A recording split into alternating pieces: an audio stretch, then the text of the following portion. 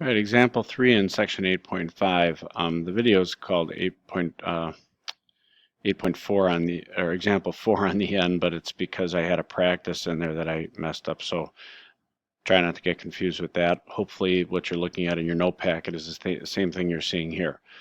So in this one, we want to identify congruent angles. And it's pretty easy to identify congruent angles due to the fact that they're marked the same way. So if you look at this pattern over here, you notice we have this quadrilateral, four-sided figure with vertices H, G, F, and E. And then we have another quadrilateral down here with vertices A, D, C, and B. All right. Well, you notice there are angles marked. G here is marked the same as B. They have one arc marked between the sides.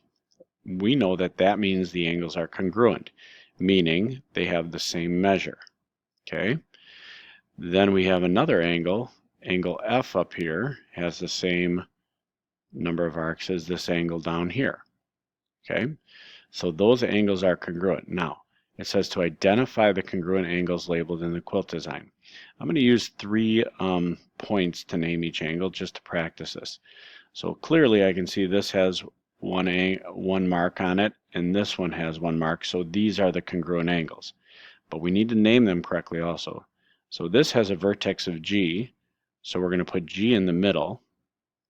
Now I probably could call it just angle G because none of these sides are marked over here, but I want to use 3 letters. So the sides are this side and that side right there. So I got to continue to find a point, H on that side and F on this side. So I'm going to call it HGF. So angle HGF is congruent to, there's a symbol we use for congruent, looks like an equal sign with a little squiggly on top, a little tilde. Down here, this angle has a vertex of B. And if I follow the sides, I go to A and C. So I can call it A, B, C. B has to be in the middle, it's the vertex. Now what's the other pair of congruent angles? Well, the other pair of congruent angles are these two. This one with the vertex of F and this one with a vertex of D. So an angle with a vertex of F, we're going to put that in the middle, is congruent to this angle with a vertex of D. So F, follow these two sides, I could call it EFG. And that would be congruent to angle D, which if I follow the sides, I could call it ADC. And those are 2 congruent pairs of angles. Okay?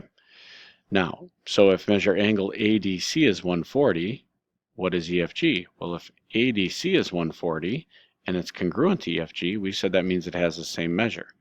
So if ADC is 140, EFG, you guessed it, has also got to be 140 degrees.